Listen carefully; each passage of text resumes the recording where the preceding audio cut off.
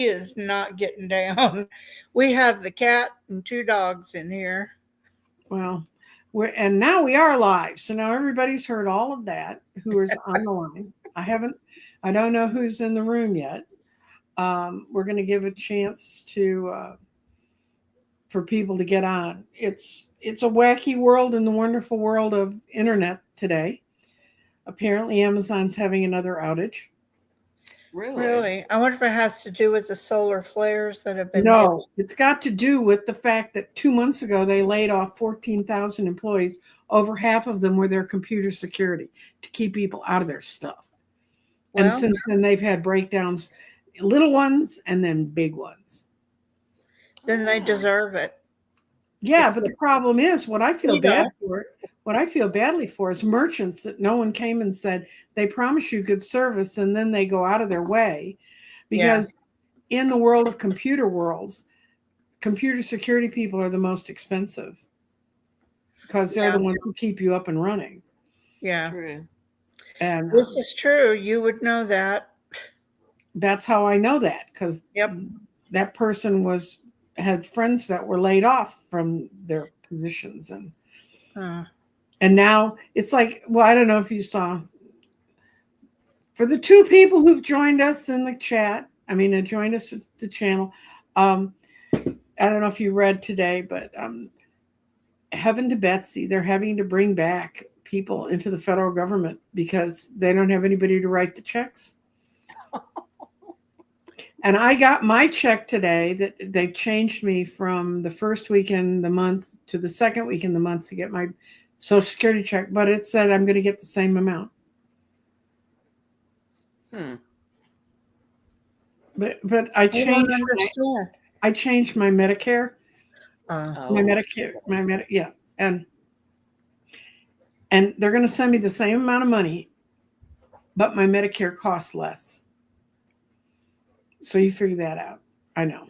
I can't figure out anything they're doing anymore. There is no I think the entire U.S. government's had a temporal lobe incident. Oh, yeah. DIA, for sure. Mm-hmm. Well, for those who've joined us now, it's one of my favorite names on my chat, Flower Beauty Peacock Rainbow's here. And she's here from the Middle East. No, from the Indonesia, in that area, that archipelago. Got Dr. Gail. Hey. Hi. Dr. Gail and Rainbow Beauty wanted to know how my readings are so accurate. Chirlyn can tell you, she's in India. Chirlyn can tell you, she's been reading with me since the 70s. Yeah. I was trying to remember the first time, and I think I was still in my 20s, and I think you were still in your 20s. Yeah. No, I was in my 30s. You think? I was, I met you I met you when Casey was 6 months old, so I was just about 30. Yes. But Chirlyn showed up at my house one night when I lived on Minor. Remember Minor? Yeah. She said, you know how to read these cards, don't you? And you'd been at a friend's house who had a tarot deck and they couldn't figure them out. And you said, how do you read them? And I said, oh, yeah. So we started playing with them. She said, oh, I'm going to go down. And you went down. That bookstore's still there that you went down to and you bought yourself a deck. Mm-hmm. And I taught, that's how Chirlyn had been around them, but we kind of learned to get to read together. And it was shortly after that. This was when Reagan was running against Carter. A lot of the people in our chat were not even born yet. And remember what reading we did on Reagan, if Reagan won, what it was going to be like? We're now living in it. Vaguely. Yeah, it was a big, huge spread. It's one of the biggest spreads we ever did. And we saw. I remember doing it. I just don't remember a lot of the details. You said, my God, they're going to take away all the social services. Those are what my family relies on because we don't run a company. So we have to have another way that our money can be safely put away and secured. We saw them doing everything. And it was shortly after that, Reagan took over and crashed Petco. Yeah. Our mother read regular cards. And so did our grandmother. Her mom. Cardamancy. Yeah, that's cardamancy. Mm-hmm. Yeah, Mom taught me when I was like 14. Yeah. How to read a poker deck. Yep. And one of the best readers I ever knew. Math. One of the best readers I ever knew was at American Airlines, and that's what she read. And I used to read my tarot, and she'd read her cards. And I could never figure out how she was seeing the patterns she was seeing. So I always had great sympathy for people watching me. Hi, Nancy Schaefer. Your name's kind of new to me. Dr. Gale's here. So we've got 18 people, so we can get started. And to your answer to your question, practice. Flower, beauty, peacock, rainbow, practice. And we practiced just because we didn't have a whole lot else to do. True. And that's before the internet and before people had smartphones. Our phones were the Bakelite phones that were at the end of our beds. When I lived over on Gilbert, I had people coming all the time. Mm-hmm. Yep. She lived in a great little apartment, had great energy. Yeah. And we had that's where we developed the infamous Fred questions. I forgot about that. Fred questions, for those of you who don't know, I met a gentleman named Fred, and I developed a terrible crush on him. And years later, he gave me his astrology, and I gave it to an astrologer I knew. And she said, "Oh, God, no wonder you're so hung up on him. You were married to him in a past life." And then she showed me how to read my chart to his chart. Was that Helen? Yeah. And he recognized it in you. Unfortunately, he was married, and I think somewhat happily, because he never came back. I mean, he wanted to have his astrology done and that stuff, but I haven't thought about that in years. I thought about it the other day. Okay, this is so these ladies do readings professionally. Brenda does. Chirlyn, do you? I read a lot of people, but I didn't make money from it. Yeah. I wasn't charging anything. She was your friendly friend that read your card. Well, you made money at my Halloween party. I did. I'd forgotten, but that was when you lived on Oak Lawn. Yeah, and Sean was 5, and he was reading pumpkins because people wouldn't pay attention and said, "I can read pumpkins." And remember, he read that woman, and he said, "Oh, you made a decision last month, and you're really still hurt about it, but it's okay because it was the best one you could have made." And she went screaming away from the party. She'd had an abortion the month before. Oh.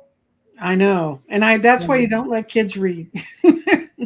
And yes, that is the same Sean that's now a political consultant. And he would shoot me for telling that story. Uh-oh. And okay.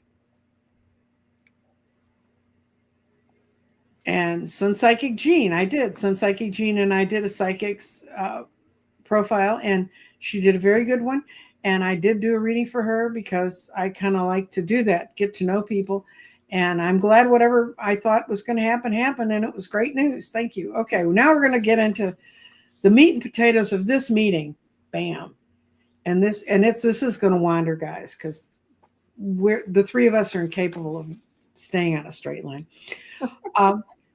Okay, when you can answer this in whatever order you care. When was the first did you realize that you had psychic abilities?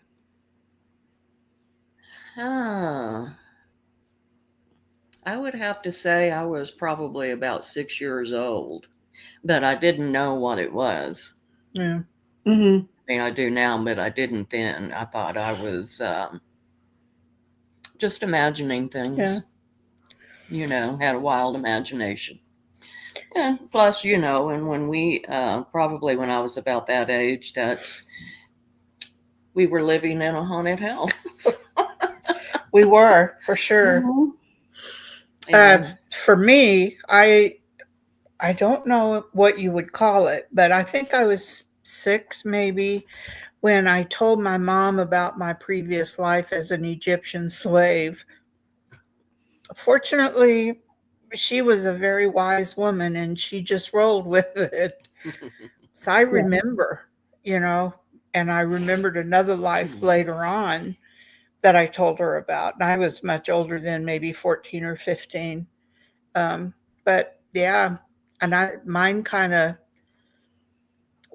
it was so much a part of our lives though that we didn't even realize that it was different. Like my grandmother, our mother's mother, was maybe one of the most psychic people I've ever known. Was she the Native American? Did she have the No, indigenous? that was the other side. This is my mother's mother. Okay. The Cherokee was my father's mother.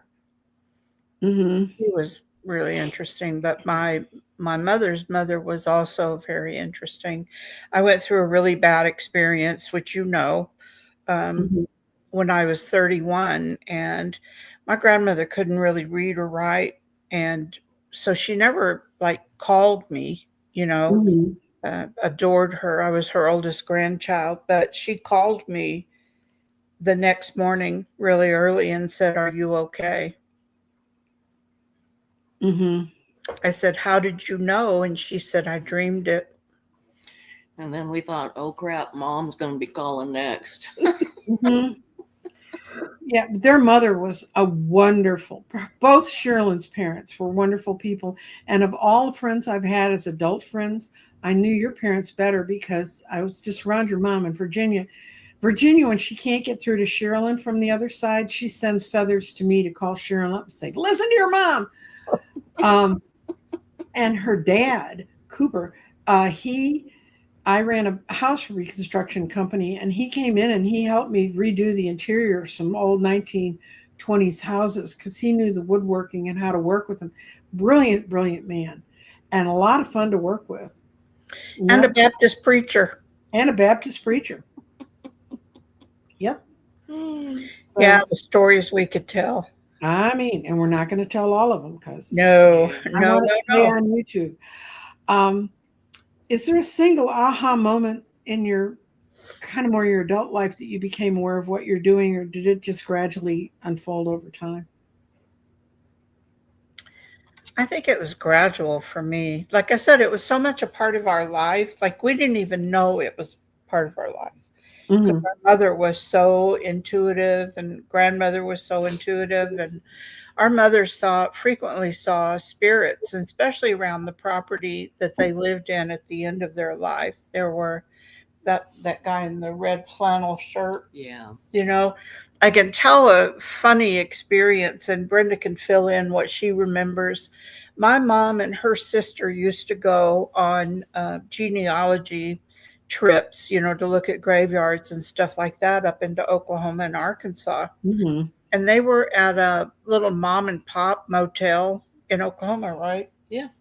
And, they shared a room. They had like 2 queen beds or whatever it was. And mom woke up really early one morning to a woman shaking her and saying, "Ma'am." No, she said miss, wasn't it?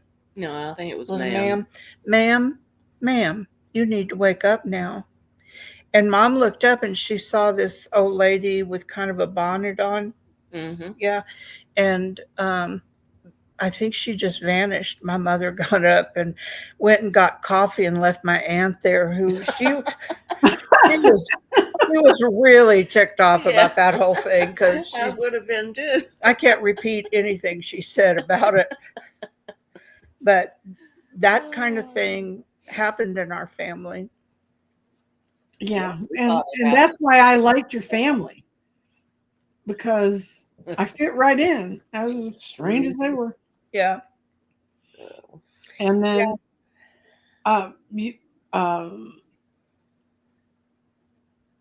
how did people around you react when you began to share your own experiences?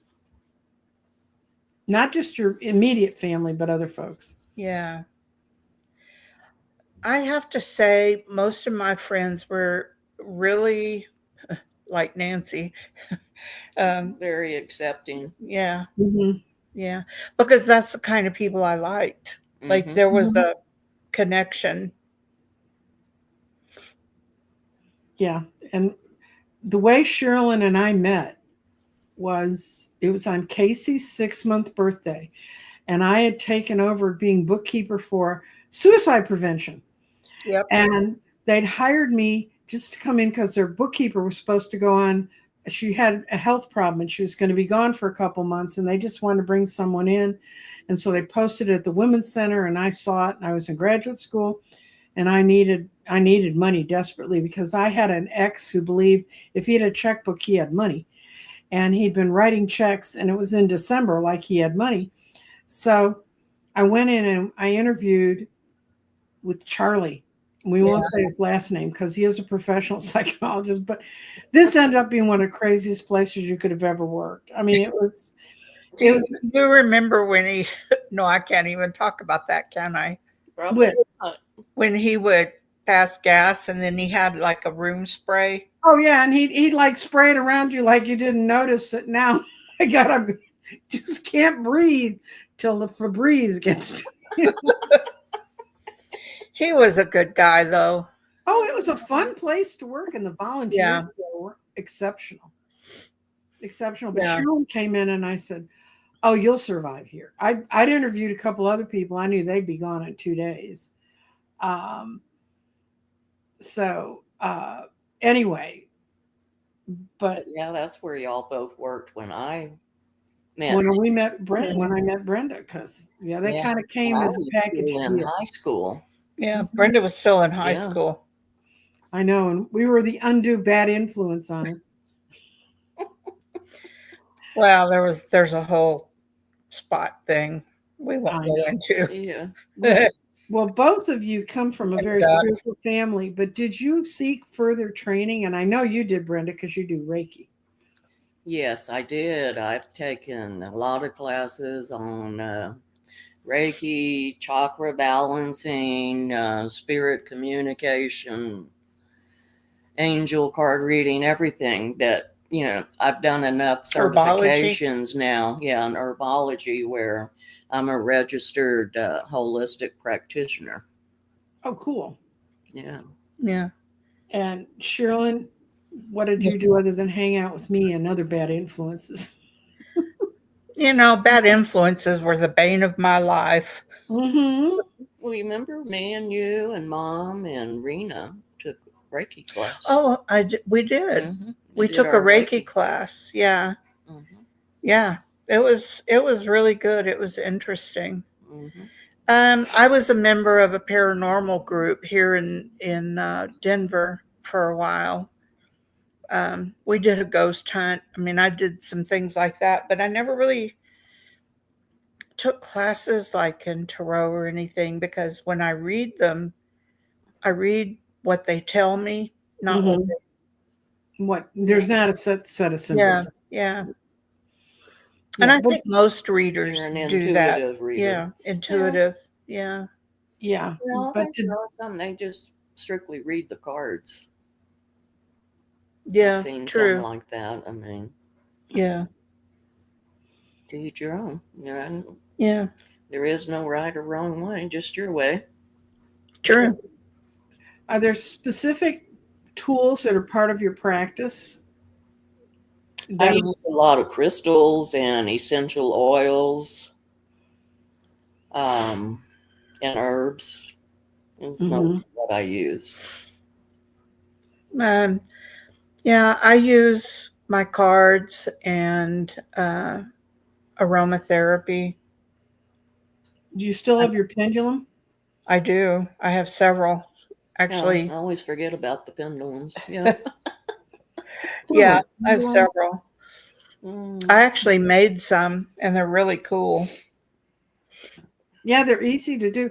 Chirlyn and I was visiting her in Denver, where she lives. She doesn't live in Denver now. She lives outside Denver, but at the time she was living in Denver, and we were in a shop, and I was looking for some crystals, and she was off another part of the shop, and she said, "I think I want to buy a pendulum. I'm trying to figure out what I should start working with again." And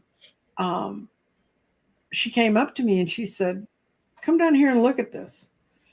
And that's where the woman came out to find you, because Virginia had shown up at her table. Her mother had shown up at the psychic's table. Said, "Go find my daughter." That happened. Absolutely. Go find my daughter and talk to her.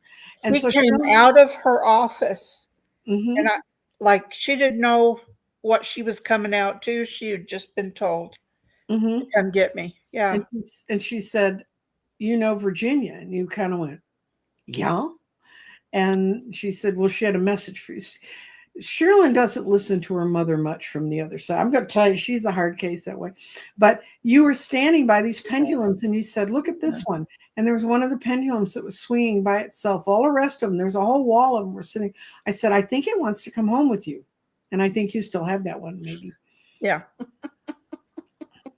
So I'm telling you guys, these are, when we start talking about be with people who are like you, and you will grow and you will sort of find things that are similar. Yeah. This is how it works. Oh, sorry. This is Charlie. Yeah.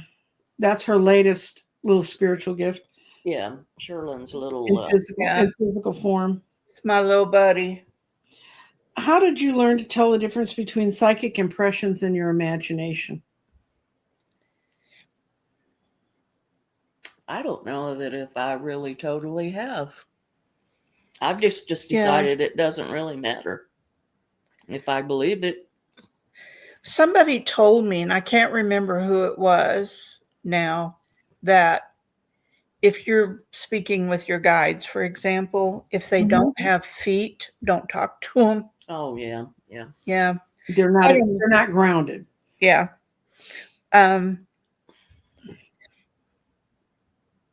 I write them down and see what happens from what I think. And sometimes part of it is imagination and part of it is psychic. Like, sometimes they get merged a little bit and you have to be able to figure out. And that's why it's usually whatever your first thought is. Yeah. Is what you go with. Yeah. And the one from your heart. Mm-hmm. Sometimes it's just a heart feeling or a gut feeling. And Chirlyn used to work in the legal world, which is so much what's in your mind. True. Proofs that are in your mind. So that's kind of a different world. Mm-hmm. Yeah. Very regimented in its way on the surface. It's not really. But yeah, it was a really good time for me to learn to do research and to write clearly. And I do that sometimes. I sit down and, if there's something I'm interested in, do research on it and, compile it into information that works for my life or what I'm looking at or what I'm doing. It's had a lot of positive things for me. And as your friend, you'd be researching a case, you'd be talking about the weird crap you're running into. And then I would run into someone I was reading that was having that strange stuff happen in their life. Yeah. Because sometimes the stuff you hear, you go, that couldn't be real. But then I go, oh no, I know it is, because Chirlyn's got a case where they're working on it. Yeah. So you kind of got to listen to all the influences that flow around Exactly. you. Okay. Are there moments when you've doubted yourself? 100%. No, I really don't. I know that sounds weird, but being a nurse, and I started out in the emergency room. Yeah, you can't doubt yourself. You just got to do it. Somebody's in trouble. So I learned to go with my first instinct, or wherever it may have come from, and just go with it full speed. Just go. And how did you push through, Chirlyn? Because I've been around you when you've doubted yourself, but how did you push your way through it? You just can't ever give up. And sometimes that's really hard especially for me, having faith has always been a struggle for me for as long as I can remember. So I have to just stick with it. Even when I'm wondering what is the point of this, and why I'm going through a bad time or whatever it is. Mhm. But yeah, sometimes I do. And I've had the last couple of years, I mean, I have had some experiences that I think, what was that? Mhm. Yeah. I was just standing on the edge of the freeway and this truck came by and Kind of like that. Yeah. Mhm. Yeah. How do you handle skepticism from within yourself and others? I think with others, they just have to be what they are. Like, Mhm. I'm not here to change minds or to convince you. And I, find myself saying to people, well, this is what I believe, Mhm. because sometimes what I believe is like believing in reincarnation. If you're talking to someone who sees themselves as um, really like my dad was this way for a lot of his life, he had a path, and that path was straight, and it Mhm. had no He had tunnel vision. he totally had tunnel vision. And Mhm. I think starting after he had grandchildren, he and my mom and Brenda and her husband uh, mined crystals. We have pounds and pounds of crystals that they mined in Arkansas. I have pounds and pounds of crystals you've given me. They're like, please, we need them Yeah. out of the garage. And he was a part of that. Like, Mhm. my mom would clean them, Mhm. and what do you call it uh, when you're correcting the resonance? You're balancing. Balancing. Yeah. um, and her husband was a crystal guardian. I have a wand that he made. Yeah, he really I learned I never met him, but by being and hearing and learning from Brenda and Chirlyn about what he worked with and what he did, that had a lot to do with the creation of the crystal grids. Yeah. It did. And in fact, yeah, tomorrow is his 10-year anniversary Mm. of being gone. Yeah. He left this world on the 31st of October at twilight. Yeah, Hmm. right at twilight. Right at, Mhm. like, just as the day was becoming the night. So he was totally in a liminal place. It was his day. I mean, Yeah. he was tied, but that's the energy he was tied to. He was tied to that Celtic Northern European Right. Yeah. tradition. Yeah. Have your abilities gone through strong and weak phases? Whose haven't, but Totally. Yeah, Yeah. mine definitely has, and I've usually discovered, yeah, that chakras are really off, or maybe I just need to go to the chiropractor Mm-hmm. get an adjustment, Mm-hmm. because that will affect your chakras. I do a chakra balancing meditation, when I feel really out of kilter. But there have been times that I have felt, kind of at a not a great place, Mm-hmm. and I feel like almost everything was at a weak point. Boy, I sound whiny, don't I? I'm not really. She's not. She's not. And she goes through these things with great eloquence, but you'll talk about it. A lot of people would rather die than ever admit that they Yeah. had a really bad day. And I don't know how you can have a good day if you don't have some bad ones. How would you know? True. I know. It's like we don't have people don't like the dark, but we need the dark because that's the only way we can understand the light. Yeah, And you don't learn to appreciate those good days. that's true. That's true. Days are more good than not. I mean, I've just had times that things were going on behind the scenes, I guess, that were terribly hard to deal with. It's like, when when our mother was at the end of her life, our father was in the hospital at Yeah, another in two hospital. different hospitals on the other side of town. And we thought they were both gonna go. And if you have never driven across Dallas, going across Dallas to go from one sick parent to the other is not a journey you want to make. I mean, you don't want to go across Dallas if you're going to get a good meal. So we were split. I mean, especially the grandsons went and stayed with my dad, Mm-hmm. and the rest of us stayed with our mom.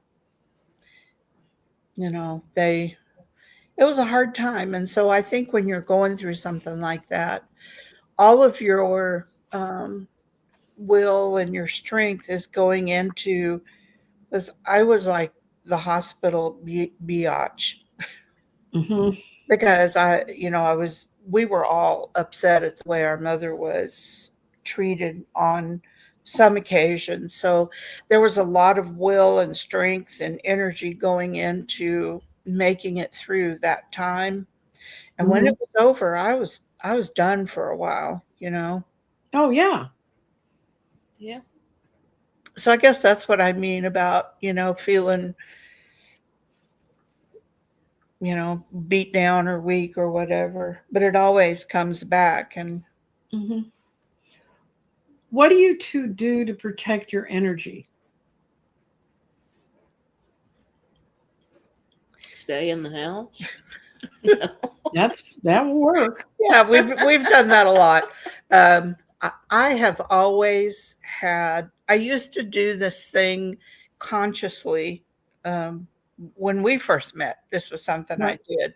If I felt uneasy about whatever, I had angels that I put in the four corners of my house, bearing swords that emitted light.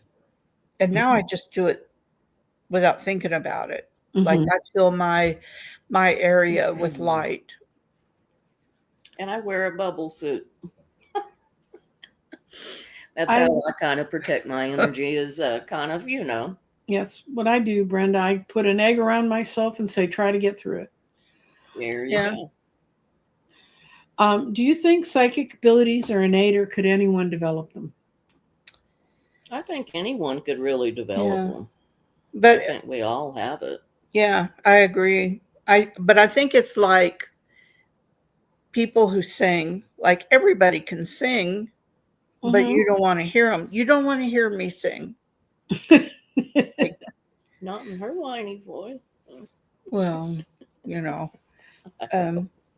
but I can. I mean, but I think psychic abilities are that way as well. People are born with them, and you exercise them like you do any other strength, but you may not be as strong as a psychic, but you might be stronger as a healer, or you might be a protector, a guardian, I think there are a lot of ways that abilities can go. One of the things I can say about Brenda, and she was this way even when she just first started working in the emergency room when she was 17. I was 18. 18. When she was 18, she just had this instinct about whether something was worse than it looked. Like sometimes people will come in and say, I have this thing or that thing. And the doctor says, oh, don't worry. It's, it's just heartburn. She had an instinct about when it was more than heartburn. Does that make sense? Oh, absolutely. Our mom was that way too. Yeah. And sometimes I would just know things, because I know one time, this was before cell phones and all that stuff. And I don't know why, but I decided to go see my Aunt Mary Jo and Uncle Don. And I probably had not seen them in, months. And I didn't have a phone to call them, so I'll just show up. And I did. I showed up. And when I walked into the house, that my Uncle Don was laying in a recliner, and I said, what's wrong? She said, and my Aunt Mary Jo said, I don't know. He just came in from the field and he said he just feels sick. I went over there and looked at him and I told him, I said, call the ambulance. You go down at the end of the road and flag the ambulance down because they won't find y'all down here on this little road. And she said, well, what's going on? I said, he is having a massive heart attack. Yeah. And I, just walked in on it. Your little guardian angels became his little guardian angels. Yes. Saved his life. And I have had those kind of experiences quite a few times in my nursing career. Yeah. I had a nurse save Susan. She got a rash on her back. She got this funny sore. And I took her in and I said, and 3 different doctors looked at it at the clinic. And they said, oh, watch it and see what it looks like tomorrow. And my cell phone rang. This cell phones were a thing then. Yeah. Cell phone rang, and it was the attending nurse that had been in the room. She said, you go to the emergency room now. He had that flesh-eating virus. Oh, gosh. Oh. Yeah, I remember you telling me about that. Yeah, and the doctor said if I'd have waited till the next day, she would have lost a part of her back and potentially a part of her spinal cord. Oh, my gosh. Yeah. Talk about missing the boat. Yeah. Yeah. Our mom was that way too. Yeah, my mom was a good nurse that way, except my mother's big problem was she could tell when people were going to die. And that's not necessarily a skill you wanted in nursing in the late 30s and early 40s. Yeah, you do get to where you can kind of do that. I know.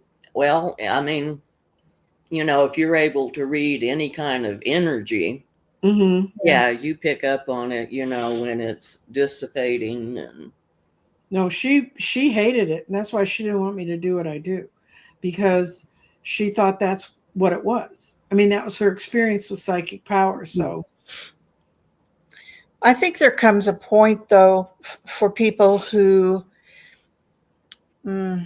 are woke, that you come to realize that, it's like, losing a parent or a friend or whatever it is heartbreaking and it's hard and you grieve always. I mean, it just kind of becomes a part of your, it becomes a part of your everyday life. Yeah. But you also realize that they're still here. They're still with you.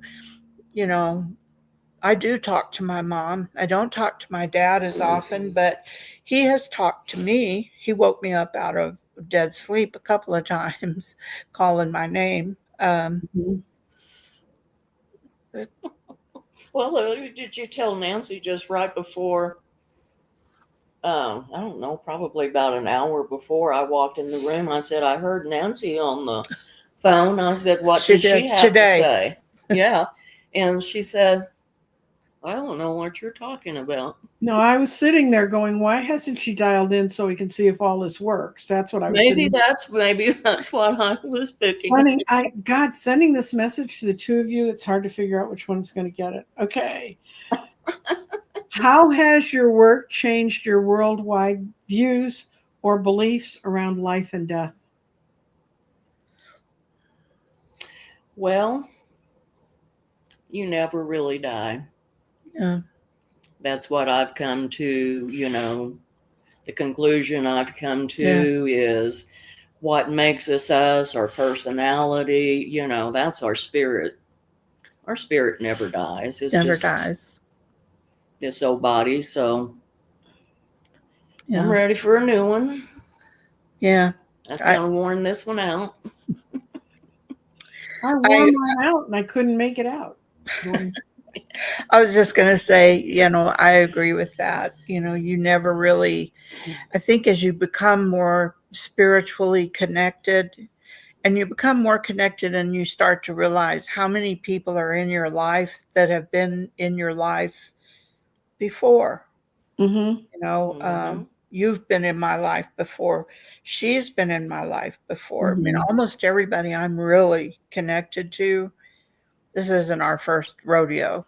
Not at all. And I look forward to, you know, I'm going to come back 5'10" though next time, at least 5'10". She's already writing up her map. Wow, this being short stuff just doesn't work for me. Yeah, Sherilyn's as tall as I am.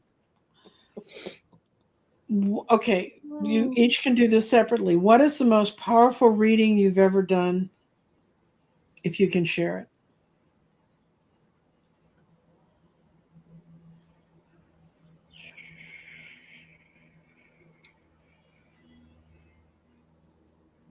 I can't remember.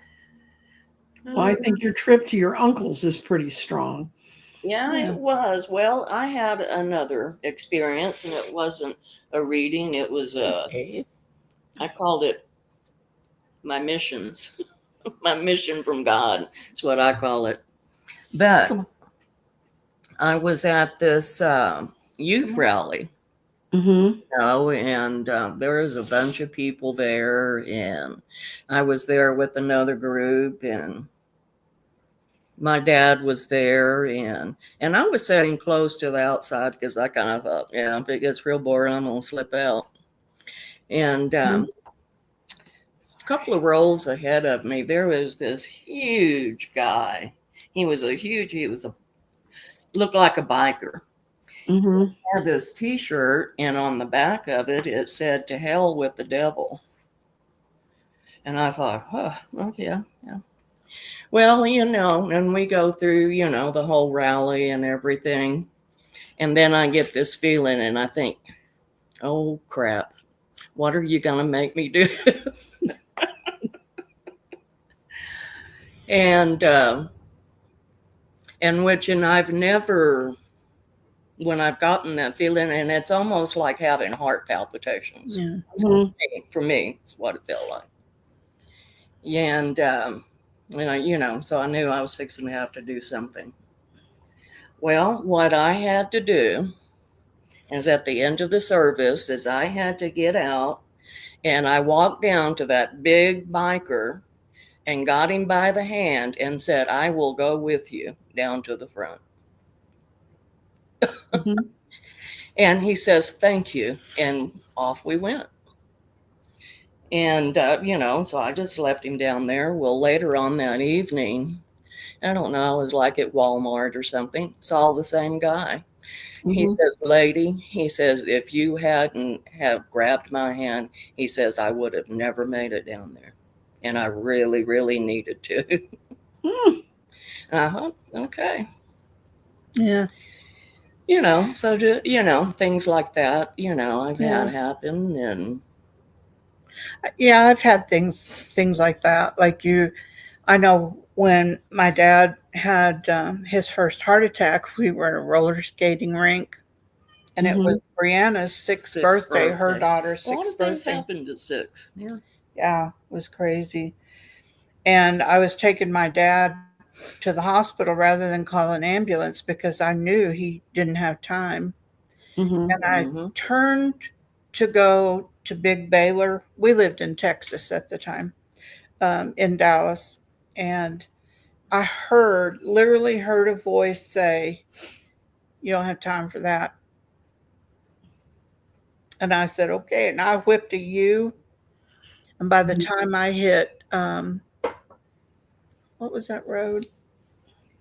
Broadway. Yeah. I was doing 90.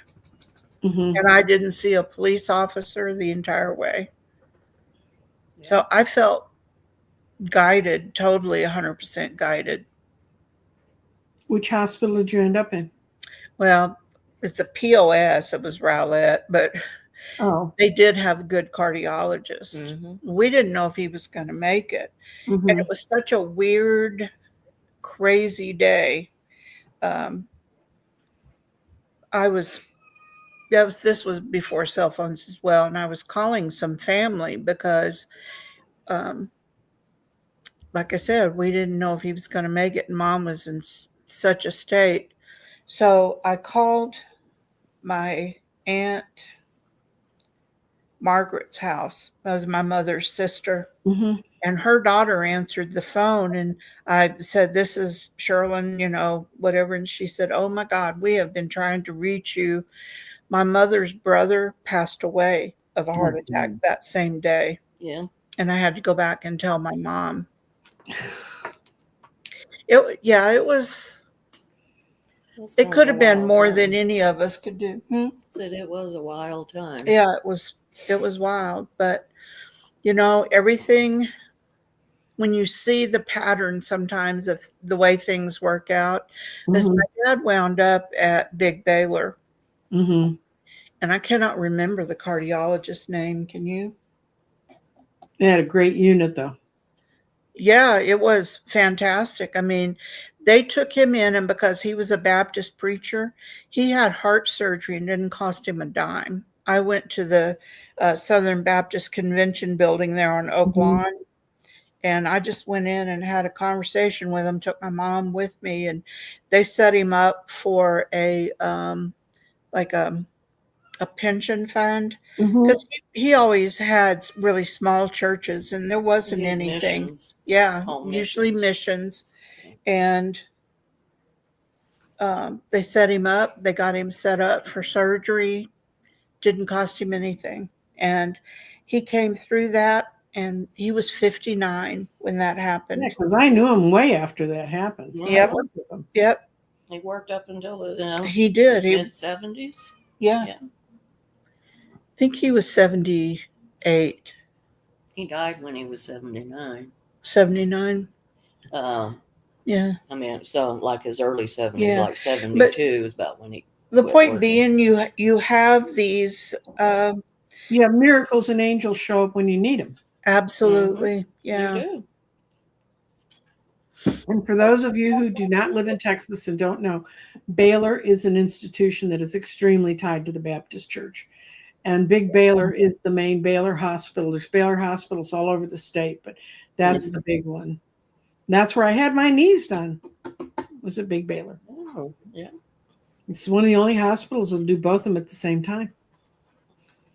Okay. How do you deliver complex messages when you deal with people?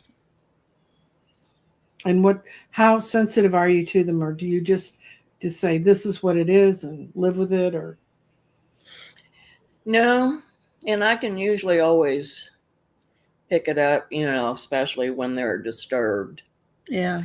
And because there's always a way of putting it where it's not like a slap in the face, because I don't like to do that. Don't like to get it. Don't do it that way. And and of course, and I always tell them, even before I begin reading, that these cards are just a tool. Yeah. And, and this will tell, can tell you, what could be ahead if you stay on this path. So if you don't like what I'm saying, then, you need to get onto another path. Yeah. and So, but there's always, a good way of kind of putting it out there. For me, it depends on the message and who I'm talking to and how I got the message. I'm like, Brenda, if I'm reading cards to somebody I don't really know, there's a way to communicate it without saying, girl, you're going to die, something like that. we can't tell them that. I have never gotten that message, just so you know. No. But, that's just an example. I mean, you can say, watch out for your health, whatever. So now everybody that hears the card reading about you need to watch your health, don't say, oh shit, I'm going to die. Not really. I was making that up. But I had to tell somebody fairly recently that they needed to clean their house. Not that it was dirty, but that it had some energy in it they didn't want to live with. Oh, yeah. A lot of that going around these days. Yeah. Dark stuff got to go stick itself somewhere. Mm-hmm. I mean, Brenda and I together have, we tried to clean our niece's house when she still lived in Texas. And you could tell there was a little old lady there, and her toddlers could see her. Mm-hmm. And how much later did the house catch fire? It was maybe about like 6 months later. Yeah, it was No, I already lived here when the house caught fire. Didn't I? I can't remember. Because we went and worked on Jericho. And Oh, yeah. Stuff. But we did a cleansing of the house, and the house was really old outside of Paris, Texas. And it didn't really feel like evil or anything like that. It just felt sad and kind of melancholy. Yeah. So a few months later, we couldn't get her out. Just so you know, we couldn't get her out. And a few months later, I can't remember exactly how long, my niece's bathroom caught fire. I've showed you the picture. Oh, yeah. On the door. And it's spooky. It's a woman hanging by a rope. It's clearly that. With her hair in a bun. I mean, in the mirror, which when you could see in the smoke left in the mirror. I think it was Boogie that said, "Yeah, that kind of looks like the woman we see." Yeah. Yeah. And about 24, 48 hours, the house burned to the ground. Yeah.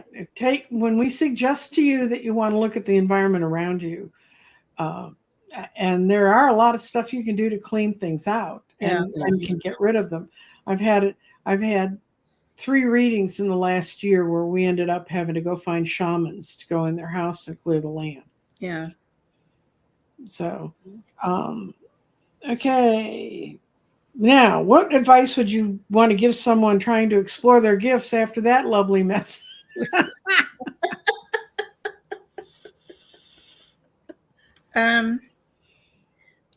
I would say to, contact people that for maybe somebody like on YouTube, like you or Linda G, or, somebody that you trust, like Kim Perry, I think is awesome. What is Debbie's thing? Her YouTube channel? Which Debbie? The one in Colorado Springs. Has the glasses. Freebird Spirit. Yeah, Freebird Spirits and Celtic Tarot with Sheila. I mean, they all have a really positive voice, I think, for this community. And so, if they recommend to read a book or something like that, then I would do things like that. And I think, first of all, learn to protect yourself. Yes. Yeah. Because you can call them, low level energy spirits if you want to, but there are some nasty things that can get next to you. And they will affect you. They will you'll feel the effect of having them around. And a lot of times, like what you said, your niece wouldn't move. She said, "No, I'm not moving from here." A lot of times that's the effect of the spirit on them. Because I know one of the women that I worked with, she found out there's a whole shaman collective up in the Northwest, and they were very helpful in helping her. And they're all over the country. Because like the guy who's dowsing chart, Letter to Robin, Walt Woods, he was really part of a group of people that did a lot of dowsing, but they did a lot of shamanism too. And if you go to their website, they'll suggest, we'd love to talk to you and help guide you in what you might need. And, there's a lot of that around. And I would not reject that information if it was happening in my world. And I felt overwhelmed by it. I would definitely take that as a positive thing. So if you're going to explore your gifts, at least make sure you're doing it in an environment that's clean. Yeah. If you just open up, it's like the whole thing about Ouija boards. I can remember the very first time I played with it. I was a kid, but a friend, wasn't it Kathy Barnes that brought that over? Yeah. A friend of ours, she was just a kid too, had one. It was a toy, you understand this back in the 60s. And she brought it over and we played with it. And by we, I mean my dad, my mom, my Uncle Luther, freaked him out. And we didn't know how to open it. We didn't know how to close it. We lived in a haunted house. We should have known better. We thought everybody lived like that. Yeah. I mean, we could hear, Don't go into the house if there's nobody home. yeah, we And were don't all, go in that. Even we're going to stick 4 kids in a bedroom because the one bedroom at the front that was bigger than the rest, and we could all go up there. Nobody could stand to stay in it. I mean, and that's the truth. that's a true thing. That's a story they told me about their house. I'm like, And my dad had changed the kitchen pantry and rebuilt it and made himself a little study because he was preaching at a mission. I can't even explain that. I think if you don't understand, but it was just a little house, and sometimes we would be the only people there. It was really small, and so he needed a place to study, and he wouldn't stay in there by himself. and he was a big man, and I mean, this was not a man that would scare easily. So, Yes. what we're telling you is, if you have those kind of warnings, go try to get some outside help if you can't deal with it on your own. Okay, this is your last question for the two of you. What's the biggest lesson you've learned in your psychic journey? To trust myself. Mm-hmm. I don't always trust myself. I don't know why. I think I know why, but that's a whole other story. I think the biggest lesson for me is, with spirit, everything is bigger than you think. Mm-hmm. We're not confined to Earth. There are dimensions, there are other planets, there are other galaxies, there are other universes. I know for me, that made God bigger, made God different than what I was raised to believe.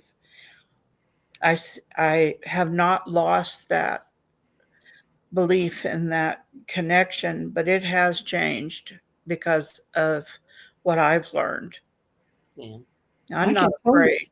For all, I've known you for 47 and a half years. And we go by Casey's birthday. And it'll be almost 48 years this December. Yeah. And what I've learned from Chirlyn was caution, because, man, I'd dive into anything. And she's like, girl, we're going to take a look at this. Yeah. And you need those kind of friends in our community too. Yeah. I think you brought a lot to my life. I can remember when we went to New York. Oh, God. Remember the cab driver? Oh, golly. That was crazy. You want to tell a story? Or do you want me to do it? You can do it. Okay. We were in the Village, and we just been to some really strange places like the Sex Museum and stuff. So our minds were a little bit blown because we are girls from Texas. And we got in a cab and we told him the name of our hotel. And in New York cabs, the front seats always lit up so you can see who the driver is, and their little badge and their pictures all blown up. So 3 of us are sitting there and we look up and we realize none of that's working in the front. And we're driving up Fifth Avenue, and there was a sign on the seat in front of us that said "Trust Jesus" or something like that.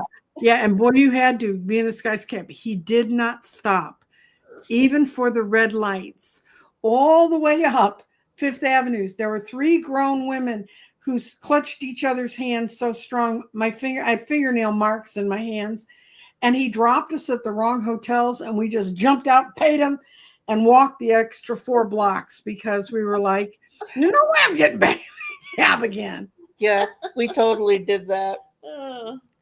I think I looked at you and I said something like, next time if they have a picture of Jesus on the back of the seat, let's not get in that cab. Don't get in that cab. That tells you, because now you know who's got the wheel. It wasn't Jesus. I think his shocks were messed up too, because we were hitting. Oh, no, we were going. It wasn't. Anyway. See what you miss when you have Lyft and Uber. But anyway, I want to thank both of you for being here. Well, I want to thank you. I want to point out to people that this is really these are the kinds of people you can find in your life, hold on to in your life, and All carry through in your life. And if you, I don't care if you're not going to be able to do it for 47 years because you're a little old and 47 would make you 105. But when you find people like that, hold on to them. And there have been years when Chirlyn and I didn't see each other. And then when we were both pregnant, we stood up in a diner and she was pregnant and I was pregnant and I was 42 and not supposed to be pregnant. And she'd been told she would never have children and she was pregnant. So, Yep. And we were in the hospital together. we ended up in the same hospital room trying not to explode at the same time. And she now has a glorious daughter named Sarah and a grandson. And I have Susie, my youngest, who's 2 weeks younger than Brenda. Yep. Yeah. Not Brenda, then 2 weeks younger than Sarah. Yeah. Okay. Well, thank you so much for coming and sharing your time with us, because these people don't do this. I mean, Brenda's goes out and reads, and she's going to be moving back to Texas. So for those of us who are in Dallas, I will let you know when she hits back, because she's going to go out and be doing public readings. Yeah. And Chirlyn's going to do whatever it is. She's going to keep dealing with her vintage stuff and doing her deal in Colorado. Yeah. And I'm here. So, When are you coming back? to Colorado? Yeah. You have to travel. When they have air traffic controllers. Yeah, I wouldn't get on a plane right now. I don't have a car that can make it, and I'm not sure I really want to drive it, although I'm feeling better about driving it than other things. But anyway. We'll have to go back to the Stanley Hotel. Oh, that was wonderful. We have so many fun stories. Anyway, we will not bore you with our lives anymore. We're going to end the stream, and I will talk to you guys after we go off. Bye, everybody. Have a good day. Bye. Bye.